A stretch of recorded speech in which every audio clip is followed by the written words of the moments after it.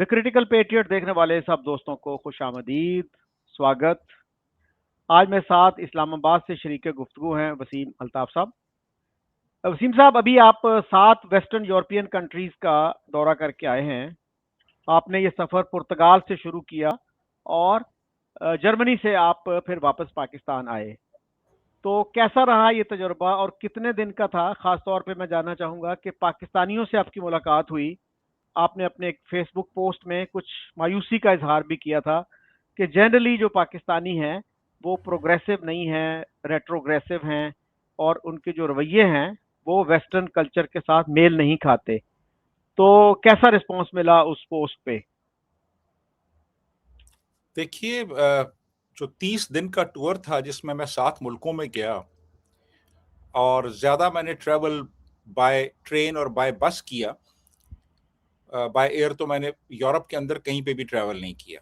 बहुत शानदार रहा जी, बहुत तूफ़ानी किस्म का दौरा था। 30 दिन मैं मुसलसल सफ़र में रहा और तमाम जो शहर हैं पुर्तगाल, Spain, France, Holland, Belgium, लग्ज़मबर्ग, Germany के वो मैंने विज़िट किए। तमाम तो नहीं लेकिन बड़े-बड़े तमाम शहर मैं गया वहाँ पे और बड़ा शानदार रहा ट्रिप और बहुत सी जगहों पे गया, बहुत से लोगों से मिला। अब जनरली जो मेरे दोस्त हैं जो कि इन ममालिक में सेटल्ड हैं और जिनके साथ मैंने राब्ता किया और जिनकी वजह से मेरा जो ट्रिप था बड़ा वो भरपूर रहा, वो तो प्रोग्रेसिव हैं, वो एनलाइटेंड हैं, वो ऐसे लोग हैं जो कि एक आम उनकी जो एक स्टीरियोटाइप थिंकिंग है वो नहीं है। लेकिन जो आपने अभी सवाल किया है पाकिस्तानियों के बारे में जनरली, तो जनरली जो है ना हमारे यहाँ वो प्रोग्रेसिव नहीं है। वो यूरोप में रहते हैं लेकिन उनकी जो थिंकिंग है वो उस यूरोपियन जो स्ट्रीम ऑफ थॉट है उससे वो मुतासिर नहीं हुई। तो अ, यूरोप के वो मज़े भी ले रहे हैं, यूरोप में एन्जॉय कर रहे हैं, सोशल बेनिफिट्स भी ले रहे हैं, लेकिन इस सब के बावजूद भी अम, वो इस निज़ाम से बिल्कुल मुतमईन नहीं है और इस निज़ाम की वो ख़ामियाँ तलाश करते हैं। और दूसरी तरफ पाकिस्तान के हवाले से भी उनके ख़ासे तहफ़्फ़ुज़ात हैं, तो वो जनरली मैंने देखा है कि आइडेंटिटी क्राइसिस का शिकार हैं, कि उनको समझ नहीं आती कि वो अपने आप को किस कल्चर से, किस तहज़ीब से आइडेंटिफ़ाई करें। वो कौन हैं, वो क्या हैं, उनका जो प्लेस ऑफ ओरिजिन है उसकी ज़्यादा अहमियत है या उस जगह की ज़्यादा अहमियत है जहाँ पे वो रह रहे हैं। उनके उनकी जो वैल्यूज़ मसलन जो जर्मनी में जो वैल्यूज़ हैं वो ज़्यादा आम हैं या जो पाकिस्तान में जो वैल्यूज़ हैं वो ज़्यादा अहम हैं। वो किस हद तक मुसलमान हैं, किस हद तक वो जर्मन शहरी हैं, किस हद तक वो पंजाबी हैं, किस हद तक वो एक ख़ास सोच और एक ख़ास मज़हब के मानने वाले हैं वग़ैरह वग़ैरह। तो कुछ इस किस्म का मसला मैंने देखा वहाँ पे आइडेंटिटी क्राइसिस का लोगों में। तो बहरहाल एक बड़ा आई ओपनिंग टूर था और बहुत शानदार रहा। जी शकील। अच्छा वसीम साहब, आप भी जानते हैं डॉक्टर नाजिर महमूद को। एक दफ़ा उन्होंने एक वाकया सुनाया कि मैं जा रहा था, गालबन उस वक्त वो कतर जा रहे थे। तो मेरे साथ जो पैसेंजर बैठा हुआ था तो उनसे जब गुफ्तगू शुरू हुई तो मैंने कहा जी आप कहाँ रहते हैं, क्या करते हैं? तो उन्होंने कहा जी कि मैं स्पेन में काम करता हूँ और I am a proud Pakistani. तो उस पे उन्होंने पूछा कि भाई ऐसी कौन सी बात है पाकिस्तान की जिसकी वजह से आप अपने आप को प्राउड पाकिस्तानी कहते हैं? तो इन्होंने कुछ सवालात किए कि क्या यहाँ का जुडिशल सिस्टम बहुत अच्छा है, एजुकेशन सिस्टम बहुत अच्छा है, पुलिस और इंसाफ का निज़ाम बहुत अच्छा है। कौन सी चीज़ है पाकिस्तान की जिस पे आप फख्र करते हैं, जिस पे आप प्राउड हैं? तो वो कहते हैं कि जब उतरा वो जहाज से तो मुझे कहने लगा कि आपने मुझे सोचने का एक नया अंदाज दिया।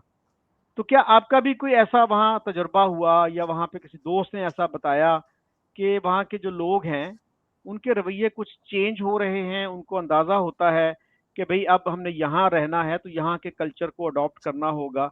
کیونکہ پچھلے دنوں ایک خبر آئی تھی، میرا خیال ہے اٹلی کی تھی، کہ وہاں پہ ایک مولوی صاحب کو وہاں سے ڈپورٹ کر دیا گیا، تو انہوں نے کچھ ایسی باتیں کی جو وہاں کی گورنمنٹ کو، وہاں کے معاشرے کو پسند نہیں آئیں. تو اس طرح کی ڈپورٹیشن اب باقی ملکوں میں بھی ہونے لگی ہیں. اور فرانس میں آپ کو پتا ہے کہ بہت بڑا ایشو تھا کچھ سال پہلے فریڈم آف ایکسپریشن کے حوالے سے. تو اب وہاں پہ کیا مسلمانوں کے رویے کچھ تبدیل ہوئے ہیں؟ وہ جو آپ نے بات کی ہے نا مولوی صاحب کی، وہ اٹلی کا واقعہ ہے، جی اور وہاں پہ انہوں نے ایک میڈیا پہ آ کے جو کم سن بچیاں ہیں ان کی شادیوں کو جسٹیفائی کیا. انہوں نے کہا جی کہ کوئی حرج نہیں ہے اگر نابالغ لڑکیوں سے شادی کر لی جائے. تو اس کا بڑا ایک اسٹرانگ ریئیکشن آیا اٹالین گورنمنٹ کی طرف سے، اور ان کو فوری طور پہ وہاں سے ڈپورٹ کر دیا گیا. تو اب بات یہ ہے کہ میں نے اب جیسے پہلے آپ کو بتایا کہ میرے زیادہ تر بلکہ تقریباً جتنے بھی میرے دوست ہیں یورپ میں وہ پروگریسو اور انلائٹنڈ لوگ ہیں، اور وہ اپریشیٹ کرتے ہیں یورپین کلچر کو اور یورپین سوسائٹی کو، یورپین ویلیوز کو. تو ان کے رویے تو مختلف ہیں، لیکن وہاں بہت بڑی تعداد ایسے لوگوں کی بھی ہے جن سے میں ملا بھی وہاں پہ، کہ جو بہت کرٹیسائز کرتے ہیں یورپین کلچر کو، اور ان کے مذہبی رجحانات خاصے اسٹرانگ ہیں، اور پاکستان کو بھی یاد کرتے ہیں، اسلام کی سربلندی کی بھی بات کرتے ہیں. تو ایسی تعداد بھی خاصے لوگوں کی موجود ہے ویسٹ میں، جو کہ جنہوں نے بے شمار مسجدیں وہاں پہ بنائی ہوئی ہیں، اور پھر مسجدوں میں بھی آگے پھر کافی ایک خاص چیز کا خیال رکھا گیا ہے. مثلاً افریقہ کے مسلمان ہیں تو ان کی علیحدہ مسجد ہے، ترک ہیں تو انہوں نے علیحدہ بنائی ہوئی ہے. پھر پاکستان کے جو یہاں پہ ایک خاص مکتبہ فکر ہے، دیوبندی ہیں ان کی علیحدہ ہے، بریلویوں کی علیحدہ ہے، اہل تشیع کی علیحدہ ہے، اور احمدی جو ہے ان کی علیحدہ ہے. اور مطلب یہ کہ وہ ان کے آپس کے بھی کافی جھگڑے ہیں، پھر مسجد کمیٹیاں ہیں، پھر ان کے آپس میں جھگڑے ہیں، پھر وہ مطلب یہ کہ یعنی ان کا مذہب تو ایک ہے لیکن وہ ان کو یونائٹ نہیں کر سکا. وہ اس میں بھی کافی جھگڑے ہیں ان کے، بہت زیادہ. جی شکیل. اور ویسٹرن یورپ میں سب سے زیادہ مسلمان جو ہیں وہ فرانس میں ہیں، 6 ملین کے قریب، جی اور اس سے ذرا سے کم شاید جرمنی میں ہیں. تو فرانس میں کیا ایٹیٹیوڈز ہیں، خاص طور پہ جو گورنمنٹ نے وہاں سٹینڈ لیا تھا؟ تو پھر ابھی جو ہے ایشو جو بنا ہوا ہے وہاں پیلسٹائن اور اسرائیل کا ایشو بھی ہے.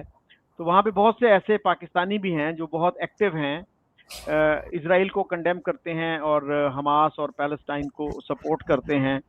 انڈیا پاکستان پہ کیا رویے آپ کو نظر آئے کہ وہ بھی پاکستانیوں کی میجورٹی کی طرح ایک طرح کے جنگی جنون کا شکار ہیں، یا وہ چاہتے ہیں کہ بھئی انڈیا اور پاکستان کے تعلقات اچھے ہونے چاہیے، کہ جیسے ہم یہاں اچھی زندگی انجوائے کر رہے ہیں، انڈیا اور پاکستان کے لوگوں کو بھی اچھی زندگی انجوائے کرنی چاہیے؟ ویسے کچھ لوگ تو ایسے میں نے دیکھے ہیں کہ وہ پاکستانیوں سے زیادہ پاکستانی پیٹریٹس ہوتے ہیں، وہ رہتے یورپ میں ہیں، امریکہ میں، کینیڈا میں یا آسٹریلیا میں، لیکن پاکستانیوں سے بڑھ کے پاکستانی ہوتے ہیں. تو میں ان سے یہ پوچھتا ہوں کہ بھئی اگر آپ اتنے زیادہ پاکستانی ہیں، محب وطن پاکستانی ہیں، تو پھر آپ ان ملکوں میں کیا کر رہے ہیں؟ Why did you turn your back on Pakistan? پھر آئیں پاکستان، یہاں سے چھوڑ کے ہی کیوں گئے؟ چلے بھی گئے تو آپ آ جائیں واپس اور یہاں پہ رہیں جیسے باقی لوگ رہتے ہیں جن مشکلات کا وہ شکار ہیں. آپ بھی ان مشکلات کا ایکسپیرینس کریں. تو وہ بڑے کمفرٹیبل پیٹریٹس ہیں، ملک سے باہر رہتے ہیں. ایک خاتون کا مجھے کسی نے بتایا کہ وہ پاکستانی ہے، بڑی محب وطن ہے، لیکن رہتی برطانیہ میں ہیں. تو وہ کہتی ہیں میں پاکستان کے لیے سب کچھ کرنے کے لیے تیار ہوں سوائے پاکستان میں رہنے کے. تو یہ رویے کیا ہیں؟ دیکھیں یہی میں بات کر رہا تھا ابھی کہ بہت متضاد قسم کے رویے ہیں. یعنی پاکستان کے نام پہ لڑنے مرنے کو تیار ہو جائیں گے، لیکن پاکستان آنا گوارا نہیں کریں گے. وہ کہیں گے جی یہاں پہ ہم ٹھیک ہیں، یہاں پہ بڑے خوش ہیں، یہاں پہ سب کچھ ہے. لیکن وہ پاکستان آنا پسند نہیں کریں گے. پھر پاکستان کو کرٹیسائز بھی کریں گے کہ وہاں پہ گندگی ہے، وہاں پہ کوئی نظام حکومت نہیں ہے، وہاں پہ ریپریشن ہے، وہاں پہ کوئی نظام نہیں ہے، یہاں پہ ہر چیز جو ہے وہ ایک طرح سے بڑی سسٹمیٹائزڈ ہے، اسٹرکچرڈ ہے، قانون و انصاف کا بول بالا ہے. لیکن پاکستان میں یہ سب کچھ نہیں ہے، اور اس طرح کی باتیں بھی کریں گے.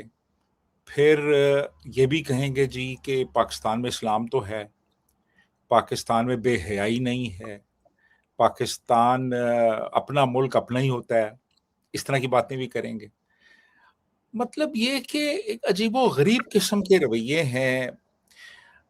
مثلا ایک صاحب سے میں ملا تو انہوں نے مجھے کہا کہ جی بات یہ ہے کہ دیکھیں یہاں پہ لڑکیوں کے ساتھ رہنا، بیٹیوں کے ساتھ رہنا بڑا مشکل ہے، بڑی بے حیائی ہو گئی ہے یہاں پہ. اور تھوڑی دیر بعد وہی صاحب کہتے ہیں کہ دیکھیں جی یہاں تو کوئی دیکھتا بھی نہیں ہے لڑکیوں کی طرف، میری بیٹیاں ہیں بازار میں جاتی ہیں کوئی دیکھتا بھی نہیں، پاکستان میں تو لوگ اتنا گھور گھور کے دیکھتے ہیں، یہ دیکھیں یہ کیا ہے. پھر کہنے لگے کہ دیکھیں جی بات یہ ہے کہ اپنا ملک اپنا ہوتا ہے جی، آپ کے رشتہ دار ہیں، آپ کے سارے عزیز و اقارب ہیں، آپ کے دوست ہیں، آپ کا بچپن ہے، آپ کی یادیں.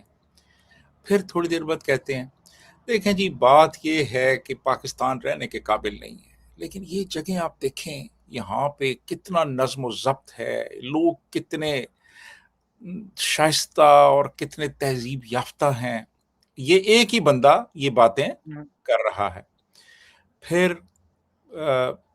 کہنے لگے دیکھیں جی پیسہ پاکستان ہو نا بندے کے پاس تو پاکستان سے اچھا کوئی ملک نہیں ہے. آپ بہترین زندگی گزار سکتے ہیں پاکستان میں، آپ بہترین جگہ پہ رہ سکتے ہیں، آپ اچھا کھا پی سکتے ہیں، مہنگائی اتنی نہیں ہے جتنی یہاں پہ ہے، یہاں تو کوئی سیونگ ہی نہیں ہوتی. اور پھر تھوڑی دیر بعد وہ بندہ کہتا ہے دیکھیں جی بات یہ ہے کہ یہاں پہ خالص چیزیں ملتی ہیں، کوئی بے ایمانی نہیں ہے، کوئی فراڈ نہیں ہے، لوگ آپ کے ساتھ دھوکہ نہیں کریں گے، سیدھے سادھے اسٹریٹ لوگ ہیں. یعنی یہ تھنکنگ ہے ان لوگوں کی، وہ کنفیوز ہو چکے ہیں بڑی بری طرح، ان کو سمجھ نہیں آ رہی کہ وہ کیا ہے. اور یہ ایک ہی بندہ یہ چند منٹوں کے وقفے سے یہ باتیں کر رہا ہے.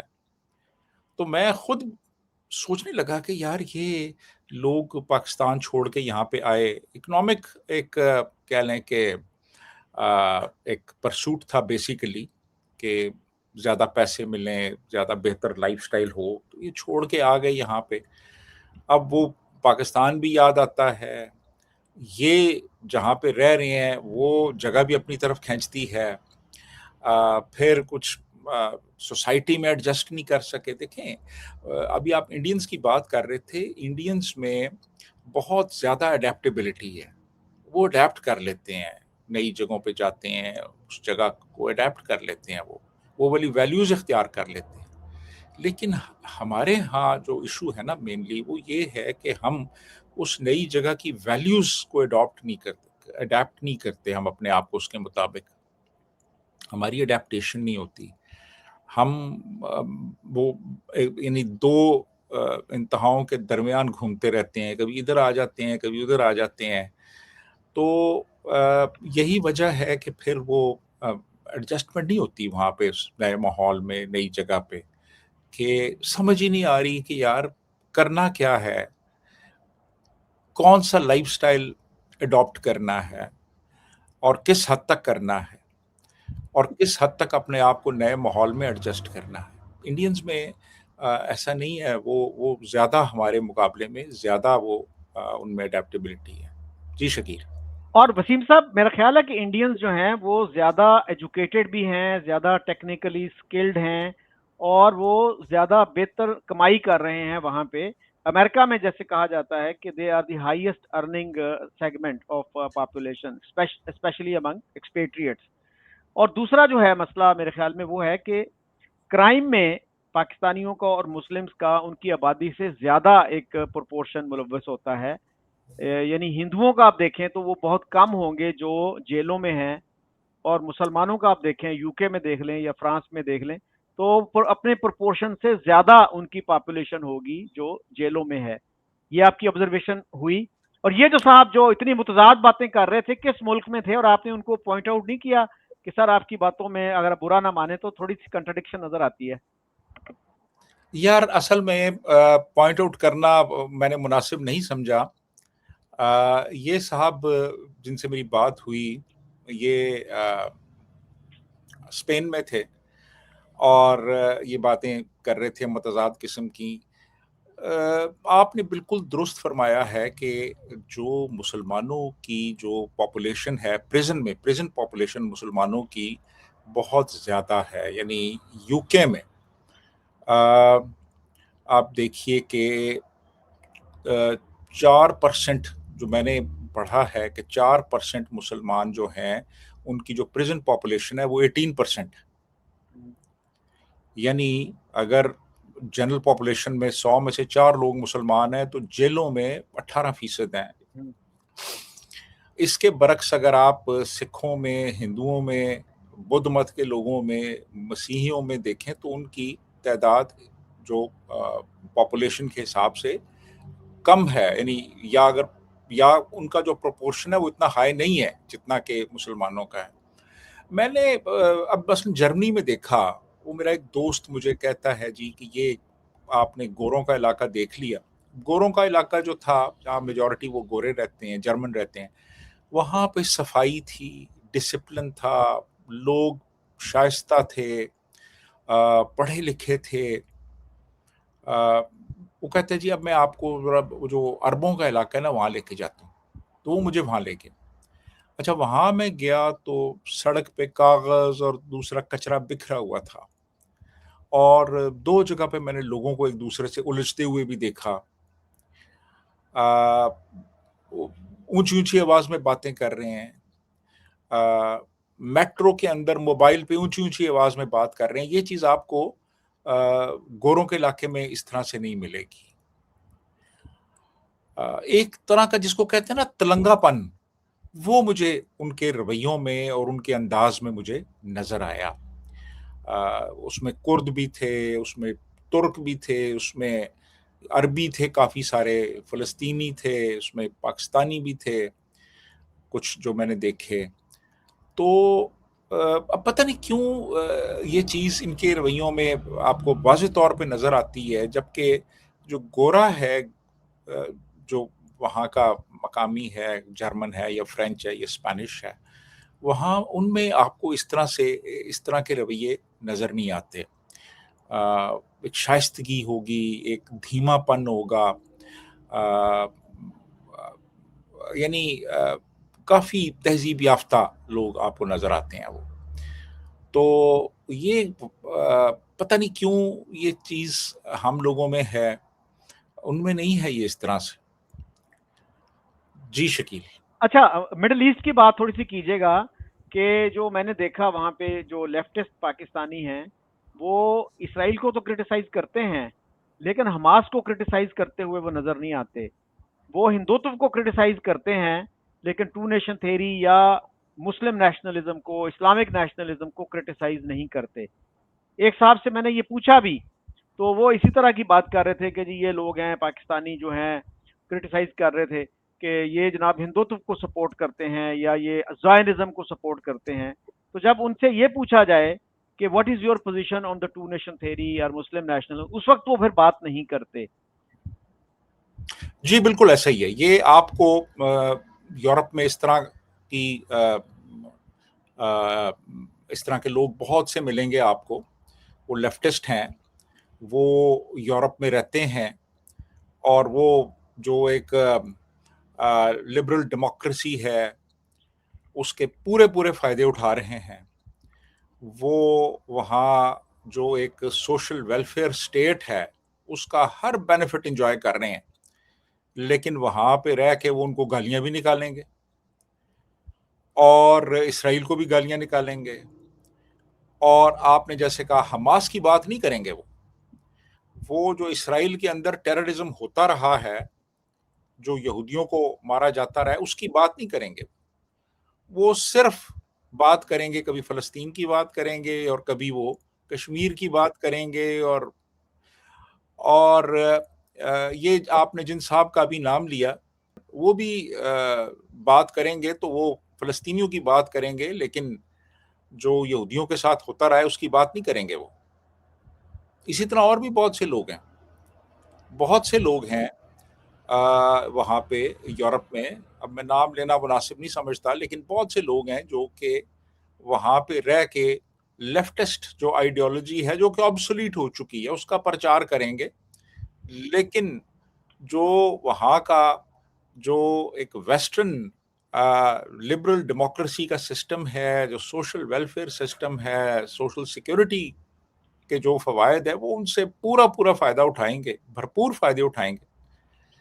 لیکن جب بھی بات کریں گے تو کوئی ہندوتوا کی بات کریں گے، مودی پہ کرٹیسائز کریں گے، پرائم منسٹر مودی پہ، لیکن یہ نہیں کہیں گے کہ ہمارے ہاں جو ایکسٹریمزم ہے، ہمارے ہاں جو ایک انتہا پسندی ہے اور دو قومی نظریہ جس انتہا پسندی کو فروغ دیتا ہے اس کی بات نہیں کریں گے. وہ کرٹیسائز کریں گے کہ جی فلسطینیوں کے ساتھ زیادتی ہو رہی ہے اور فلسطینیوں کے ساتھ، لیکن جب آپ بات کریں گے نا 7 اکتوبر کی تو پھر وہ پیچھے ہٹ جائیں گے، پھر وہ طویلیں گھڑنا شروع کر دیں گے اور اس کی بات نہیں کریں گے. ایران اور امریکہ کا جو کانفلکٹ ہوا، یا اسرائیل ایران اور امریکہ کا جو کانفلکٹ ہوا، اس میں وہ اسرائیلی اور امریکی جارحیت کی بات کریں گے، لیکن وہ یہ بات نہیں کریں گے کہ ایران کیا کچھ کرتا رہا مڈل ایسٹ میں، ایران کی پراکسیز کہاں کہاں پہ تھیں اور وہ کیا کر رہی تھیں، ایران نے کس کس کو اسلحہ سپلائی کیا، اور ایران نے کہاں کہاں پہ جا کے تو دہشت گردی کی اور اس کو اسپانسر کیا، وہ بات نہیں کریں گے وہ. تو یہ ایک طبقہ ہے اس قسم کا جو کہ جس کا یہ ایک خاص رویہ ہے، اور آپ کو یہ لیفٹسٹ جو ہیں یہ آپ کو پورے یورپ میں نظر آئیں گے اس طرح کے. جی شکیل. ہاں، میرا خیال ہے کہ اسرائیل از ناٹ ابو کریٹیسزم. اسرائیل کو آپ کریں کریٹیسائز، لیکن ساتھ جو ہے حماس کو بھی کر دیں. اور پھر جو ہیومن رائٹس وائلیشن مسلم کنٹریز میں ہوتی ہیں، سب سے زیادہ میرے خیال میں جو ریسنٹ ایئرز میں ہوئی ہیں وہ سوڈان میں ہوئی ہیں. کہ وہاں پہ جو دارفور کا علاقہ ہے، وہاں 2003 میں ایک کانفلکٹ شروع ہوا اور 2011 تک یہ کہا جاتا ہے کہ 3 لاکھ، کم از کم 3 لاکھ لوگ مارے گئے، اور یو این اس کو جینوسائیڈ کہتا ہے. اور U N is very careful in using this word genocide, نسل کشی کا جو لفظ ہے. اور عمر البشیر جو وہاں کے وہ تھے ملٹری ڈکٹیٹر تھے، ان کو انہوں نے ایک طرح سے جنگی مجرم بھی ڈکلیئر کیا، ان کو فیوجیٹو ڈکلیئر کیا. لیکن اس کا پاکستان میں کسی کو پتہ بھی نہیں ہے، اور یہ جو ویسٹرن کنٹریز میں رہنے والے لیفٹسٹ ہیں کبھی انہوں نے بھی ذکر نہیں کیا. کیا آپ نے سنا یہ کبھی کہ جی سوڈان کے بارے میں کوئی اس طرح کا پروٹیسٹ ہوا ہو، اس طرح کی بات کی ہو، فیس بک پہ کسی نے لکھا ہو؟ بالکل نہیں جی، بالکل نہیں. ان کو پتہ بھی ہوگا تو یہ اس کو ڈاؤن پلے کریں گے.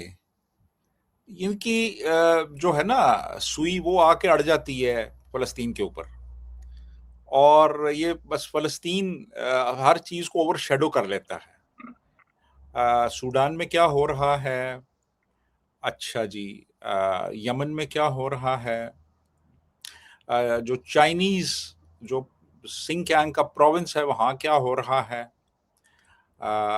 کردوں کے ساتھ ٹرکی میں، ایران میں، عراق میں، سیریا میں کیا ہوا، اس کا ذکر نہیں کریں گے. یہ گھوم پھر کے ساری کہانی ان کی جو ہے نا وہ آ کے ختم ہوگی فلسطین کے اوپر.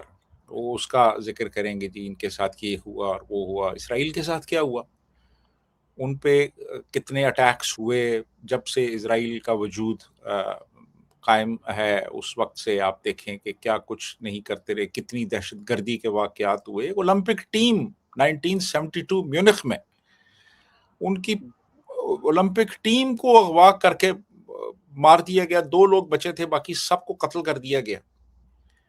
اس کا ذکر کبھی نہیں ہوگا. ان کے جہاز اغوا کر لیے، ایئر فرانس کا جہاز اغوا کر کے اینٹبے لے گئے تھے یوگینڈا میں. وہ ایئر فرانس کا ہاں، جہاز تھا جو کہ ایتھنز سے تل ابیب جا رہا تھا. اور جو بٹ موجودہ وہ اسرائیلی پرائم منسٹر ہیں، ان کے بھائی جو تھے وہ کمانڈو تھے اس وقت، اینڈ ہی لاسٹ ہاں ہز ہاں life, he lost his life during that operation. He was the only Israeli commando who lost his life. اس پہ فلمیں بھی بنی ہیں دو، وکٹری ایٹ اینٹیبے اور ریڈ ایٹ اینٹیبے، دو فلمیں بنی ہیں. ان کے سگے بھائی تھے نتن یاہو کے، جو کہ کمانڈ کر رہے تھے ان کو گولی لگی تھی اس میں. لیکن وہ جہاز جو تھا اس میں میجورٹی جوز کی تھی، اسرائیلی تھے، جو کہ ایئر فرانس کے جہاز میں، وہ ایئر فرانس کا جہاز پیرس سے ایتھنز اور ایتھنز سے پھر وہ جا رہا تھا تل ابیب. اس کو راستے میں اغوا کیا گیا، ہائی جیک کیا گیا، اور اس کو وہ لے گئے تھے یوگنڈا میں اینٹیبے پہ. اور تقریباً 2500 کلومیٹر دور پھر اسرائیل نے ایک کمانڈو ریڈ ایک پورا پلان کیا تھا. اور یہ دنیا کی تاریخ میں ایک بہت بڑا، یہ ایک بہت میٹیکولسلی پلانڈ کمانڈو آپریشن تھا جو 2500 میل دور کیا گیا، اور وہ چھڑوا کے لے آئے تھے ان کو وہاں سے. اس کا جہاز کا جو کیپٹن تھا اس کا نام تھا بیکوس.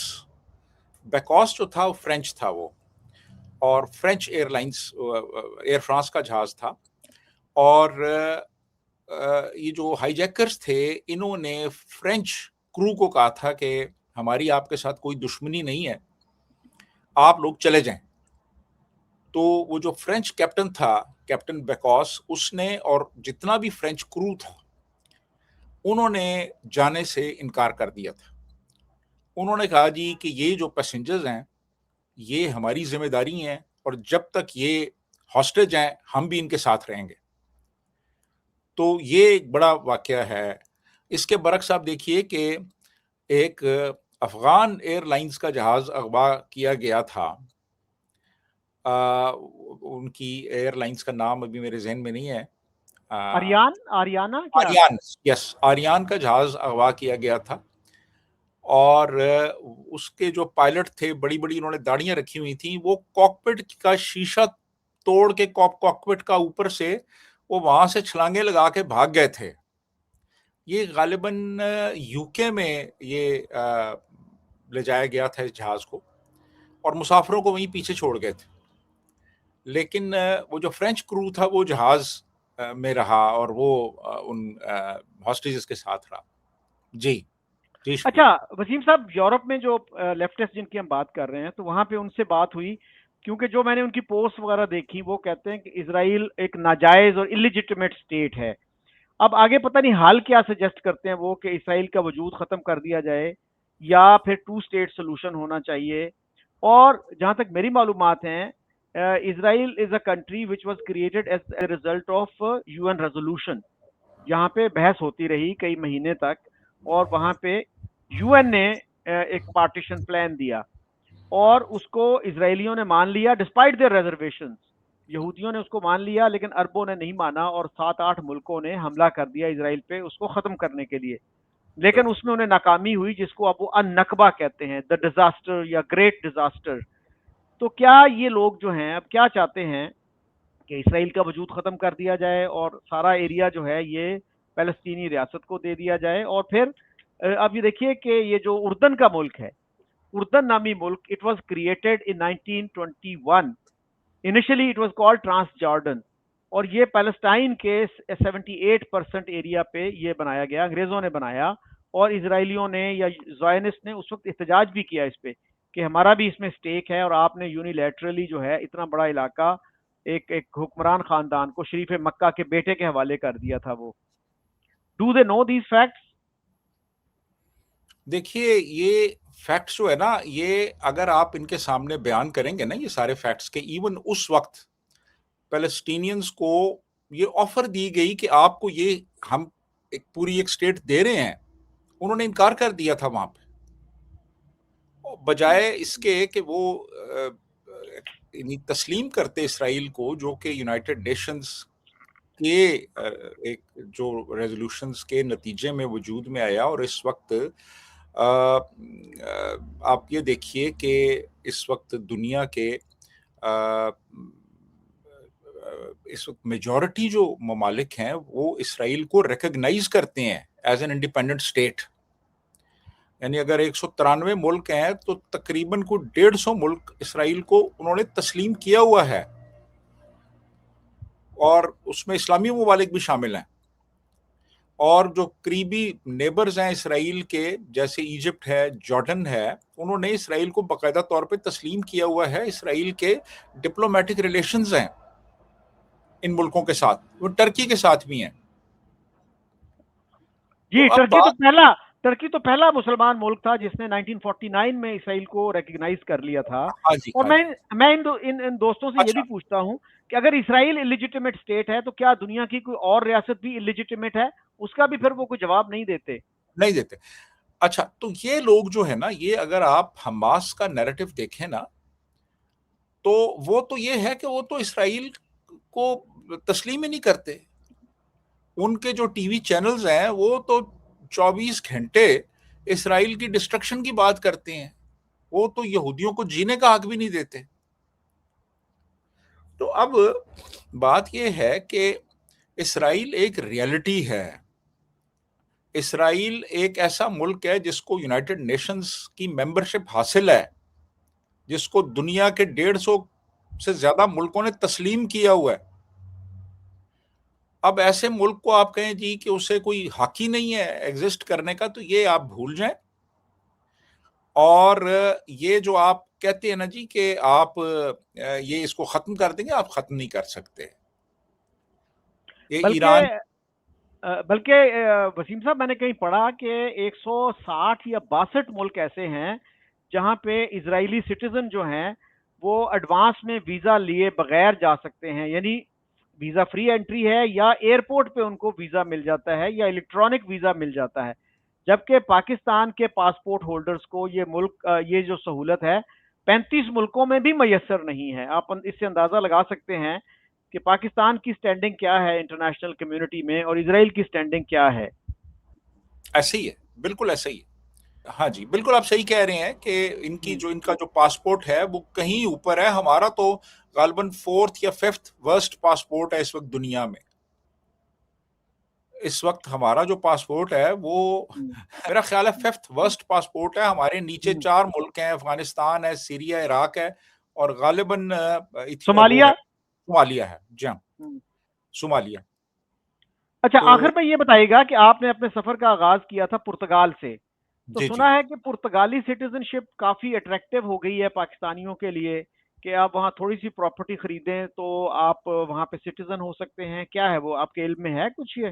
جی جی, یہ بالکل ہے جی. وہاں پہ کافی ایک انسینٹیو وہ دیتے ہیں کہ آپ یہاں پہ آ کے انویسٹ کریں, اور اس انویسٹمنٹ اور اپنا ایک آپ رجسٹریشن کرائیں ٹیکس کی. یعنی جو ان کا جو ٹیکس سسٹم ہے, آپ اس میں رجسٹر ہوں اور انویسٹمنٹ کریں, تو وہ پھر آپ کو کچھ عرصے کے بعد آپ کو وہ سٹیزن شپ یعنی پرماننٹ ریزیڈنسی PR جس کو کہتے ہیں وہ دے دیتے ہیں.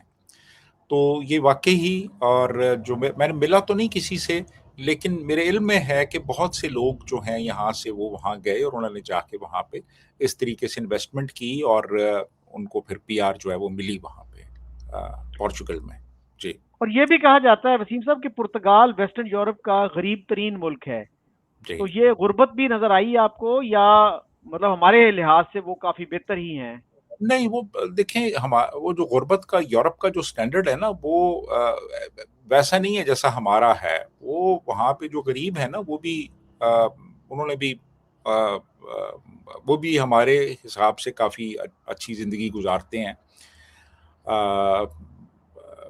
یورپ میں جو غربت ہے وہ ایسی نہیں ہے کہ وہ سڑکوں پہ بھیک مانگ رہے ہیں یا ان کو کھانے کو کچھ نہیں مل رہا. وہاں پہ جو غریب ہیں وہ بھی ایک مناسب زندگی گزارتے ہیں, اور ریاست جو ہے وہ ان کی دیکھ بھال کرتی ہے, اور ان کو سوشل سیکورٹی پرووائڈ کی جاتی ہے. اور ویسے آپ کو وہاں پہ کہیں پہ بھی پرتگال میں آپ کو سڑکوں پہ اس طرح سے غربت نظر نہیں آئے گی. کھاتے پیتے لوگ ہیں وہ, اور اچھی زندگی گزار رہے ہیں. ڈیسنسی آپ کو نظر آئے گی وہاں پہ، اس ایبجیکٹ پاورٹی نہیں نظر آئے گی آپ کو جیسی یہاں آپ کو نظر آتی ہے. جی یعنی ہماری طرح نہیں ہے کہ لوگ بغیر علاج کے، بغیر جو ہے مناسب غذا کے زندگی گزار رہے ہوں.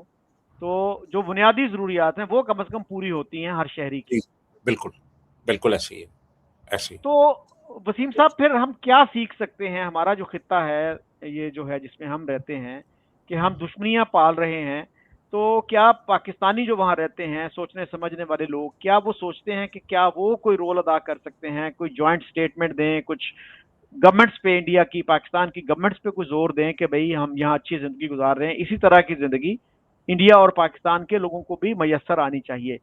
Are they willing to play any role? آپ اوورسیز پاکستانیز کی بات کر جی رہے جی ہیں؟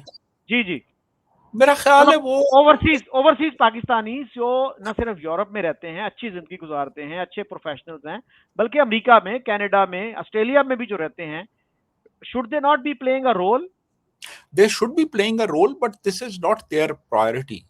وہ وہاں پہ بڑے خوش ہیں، انجوائے کر رہے ہیں، مزے لے رہے ہیں. ان کو کیا لگے اس سے کہ پاکستان میں عام لوگ کس طرح کی زندگی گزار رہے ہیں اور کیسے رہ رہے ہیں. اور تو میرا نہیں خیال کہ وہ ان کی پرائرٹی لسٹ میں کہیں یہ چیز آتی ہے، کیونکہ وہ خود تو بڑے مزے میں ہے نا. وہ تو انجوائے کر رہے ہیں لائف اپنی وہاں باہر. یا مسئلہ تو یہاں پہ ہے لوگوں کو، اور یہاں پہ تو آپ کو پتہ ہے کہ اس وقت سوائے پاور پالیٹکس کے ہماری سوسائٹی میں، ہماری اسٹیٹ میں، ہمارے حکومتی حلقوں میں اور ہو ہی کچھ نہیں رہا سوائے پاور پالیٹکس کے، اور کچھ بھی نہیں. یعنی جو سوشل اپلفٹ ہے لوگوں کی، وہ تو آپ کو کہیں پہ نظر ہی نہیں آتی کہ یار کوئی کہیں پہ یہ بھی کوئی ایک پرائرٹی ہے. بہت صورتحال یہاں پہ خراب ہے ہر لحاظ سے. جی تو don't they have social conscience کہ آپ کی ایک ذمہ داری یہ بھی بنتی ہے کہ اگر آپ حالات آپ کے بہتر ہو گئے ہیں تو آپ باقیوں کے لیے بھی کچھ رول ادا کریں. مثلا ہیومن رائٹس کی آپ دیکھ لیجئے پاکستان میں جو سچویشن ہے، کہ اس طرح کا بھی وہ کوئی رول ادا کرنے کے لیے تیار نہیں ہے. نہیں، آئی ڈونٹ تھنک سو. صرف جو ہے میں نے دیکھا ہے کہ جو ہماری کرسچن کمیونٹی ہے، ابھی کرسچن آبادیوں پہ جو یہاں پہ ریڈز وغیرہ کیے گئے، تو کچھ لوگوں نے ویسٹ میں جو کرسچن وہاں پہ سیٹلڈ ہیں، انہوں نے ایک رول پلے کیا اس میں. انہوں نے مظاہرے وغیرہ کیے. ایک ہمارے دوست ہیں، شہروز نام ہے ان کا، اسٹراسبرگ میں ہوتے ہیں. انہوں نے اس میں رول پلے کیا. شہروز ہیں، عدن بخش ہیں، ایک نواز سلامت ہیں. یہ لوگ رول پلے کرتے ہیں اپنا کہ یہاں پہ جو کرسچن کمیونٹی ہے ان کے جو رائٹس ہیں وہ وائلیٹ نہ ہوں. یہ لوگ کام کر رہے ہیں وہاں پہ یورپ میں بیٹھ کے اپنی کمیونٹی کے لیے. لیکن جنرلی پاکستانی جو ہیں، میں نے نہیں دیکھا کہ یہاں پہ وہ کوئی ان جنرل پاکستانیوں کے لیے کچھ آواز بلند کریں یا کوئی ایکٹیویزم کریں یا گورنمنٹ کو پریشرائز کریں، ایک پریشر گروپ کے طور پہ ایکٹ کریں کہ یار آپ یہ نہ کریں، یہ نہ کریں، مائنورٹیز کے ساتھ یہ نہ کریں، ہیومن رائٹس کی وائلیشن نہ کریں، لوگوں کو اس طریقے سے ہیرس نہ کریں. وہ چیز نظر نہیں آتی ان میں. وہ خوش ہیں وہاں پہ مزے میں. جی So I mean they are being very selfish in this regard. So thank you definitely. very much Waseem صاحب، آپ نے بہت کھل کر اظہار خیال کیا. اور اگر کوئی دوست اپوزنگ ویو دینا چاہیں، they are welcome. Thank you again. Okay جی، all the best. Thank you.